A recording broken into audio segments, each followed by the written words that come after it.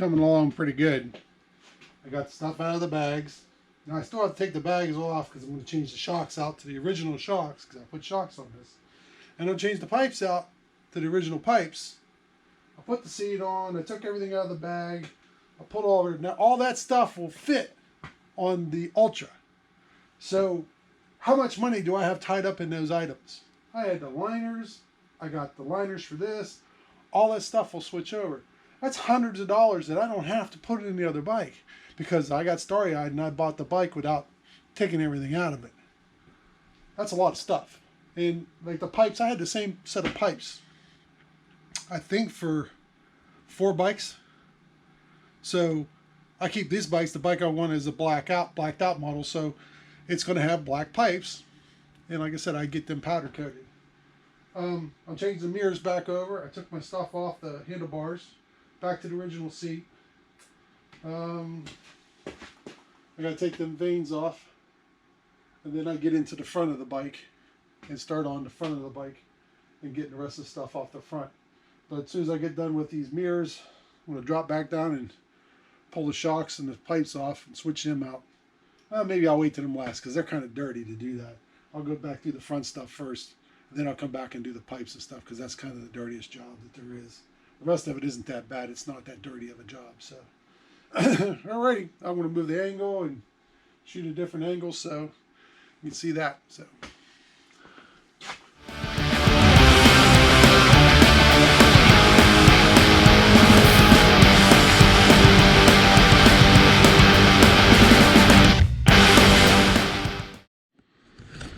Alrighty. The only reason I didn't put the wings back in this is because, one, I have to take them apart to take the fairing off, so there's no sense of putting them back in until I'm done taking the WIM out and the windshield and the lights up in the front. And that's a little more stuff to do there. So there's no sense of putting them back on just to take them right back off. So that takes care of, I think, all this stuff except for the shocks and the pipes. Now, like here, these don't come on a RoadGlide Special. You have to buy those separate. And same with these deflectors. They come on the Ultras, but they don't come on the RoadGlide Special. So I pretty much turned this bike, like I said before, into an Ultra. Now I'm taking everything off that I can take off to put on my other Ultra. And then we'll see how it goes from there, how it looks. It doesn't make a difference. They're only going to give me so much for it anyways. And there's a limit on what they'll give me, no matter who you are or what you think you might know. It's a deal's a deal, and money's money, and it's their money, and they're controlled by whoever says. So they got to make a profit. Everybody got to make a living. Alrighty, so that pretty much knocks out most, like I said, except for taking the front fairing, which is going to eliminate the lights up at the top, the windshield. All those will be a one-time, but then it'll just leave the pipes and the shocks in the back. And I think I got to lift it up to do that anyways. So we're going to do that. Also, I never showed anybody this. I have a Condor stand. And it keeps my bike straight up and down. So whenever I change oil and everything, I just pull the bike in, pull the plugs. I don't lean it, nothing. It sits right up. And it makes it a lot easier parking and so forth. Now, you do have to leave it in gear. If you don't leave it in gear, it'll twist. The bars will twist and it'll lean left or right. So you definitely want to leave it in gear. But those things are nice to have in your garage. And I stagger park the bikes because I can get to the toolbox in the back and everything. And I move it back when I need to do stuff. But other than that, just staggering the bikes out in here because it's not like I have a really big garage. It's a 1.5 car garage, I guess. It barely fits a car. I can barely fit my truck in here if I have to bring it in. So, but anyways, that's how far we are so far. The next thing is, like it says, the windshield, the lights in the front, and the WIM. The stage 2 speakers are staying on because I have to rewire all that, and that's just too much. The WIM, the WIM, I do have to take the tank off. I forgot about that. To take the, maybe I didn't do it that way. On the other bike I did, but not this bike, where I run it through the center. I can't remember if it was on the 6th. I think the wiring's up in the front where the plug is for the update. So I might not have to do it because I didn't do that where I had to take the tank off and run it through.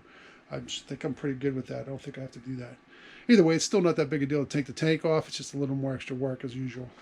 But yeah, oh, I should get an air filter in there because I bought a K&N air filter. That's $60. It's cheaper to go buy a regular air filter and do it than it is to do a K&N. So I'll just go buy a regular air filter. I got a gift card somewhere, and it'll cost me less to take my K&N air filter out. It should fit the 114. It's the same motor, it's just the same air cleaner. So, alrighty. Well, like I did before, I just made a video not too long ago about doing my K&N air filter, and I can't find my filter I had. So since I'm getting rid of the bike, I'm not going to give them the K&N air filter because they're like $60. So I went to the shop. I had some money they owed me on my account, so it didn't cost me more than $10 or so for a filter. So I'm going to change out and put the regular filter on it. So trade the bike in, what do I care? I'll keep my K&N and put the standard Harley filter back in there, which ain't nothing. You know, at least they're nice and clean. And it's the same size. I think it's the same size for the 14 and 7. The 107 and 114 use the same filter. So either way, but I'm going to keep my K&N filter. If not, I'll just sell to one of my friends who have a 107 or something like that. But and put this one in it instead. So we're going to continue on with the breakdown. I had to go get the filter, and I talked to a buddy about the prices and so forth today about the trade-in value. So with the added box and the speakers, about $2,500 more versus the trade-in value of the bike without anything on it, like I said. So that's not bad. It is what it is, but it gives me some versus what I own the bike, trade-in, all those number of things I'll get into whenever I trade the bike in. But definitely gives me more clout on trading in than what it's worth. So that'll help out. But anyways, we're going to continue with the teardown and change this stuff over and get back to it.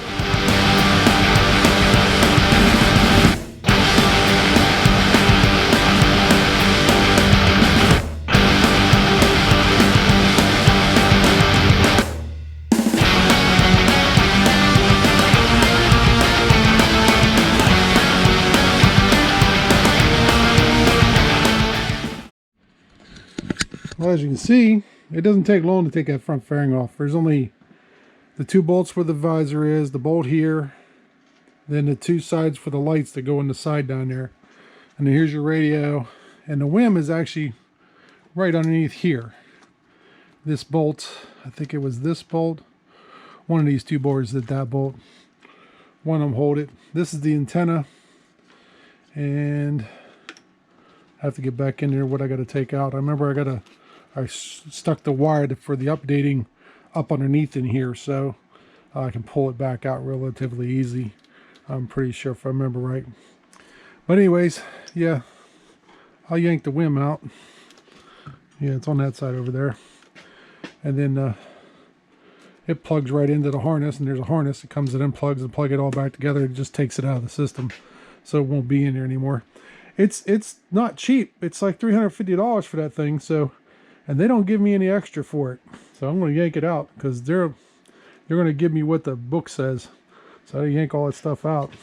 And I can either put it in my next bike, or I can sell it to one of my friends for less than what it cost me, but it's still more than what I would get for giving it to them because they won't give me nothing for it. But anyways, that's all it is to do that. Now it won't affect the radio. The speakers and all that will work fine. So that doesn't make a difference. And then, heck, I could take some of this other stuff. I could, like those little retainers in there that I said, those little vanes that are down there. Those pop right out. I can pop them out and either hold on to them and give them to somebody when they have a RoadGlide. They have a special and say, hey, these work on that bike here. Tell them for $10 or whatever. Get something back out of it. Now, I lost my retainers for the windshield. For the turn lights I have up there. I cannot find them retainers. And I need them to put the windshield on. So it'll be worth it for me to buy those because the lights that are on there are $200 from Custom Dynamics. Or talk to one of my friends that happen to have a black bike and change their windshield or something. But either way, it's still worth it for me to buy those retainers and put them on the bike myself and call and order those tomorrow or next day. So, and get those. Because this ain't going to happen overnight, so I got time. So we're going to go ahead and pull the WIM out of it and get that done and put it all back together. And I got to change the LED lights in the front back to the original lights.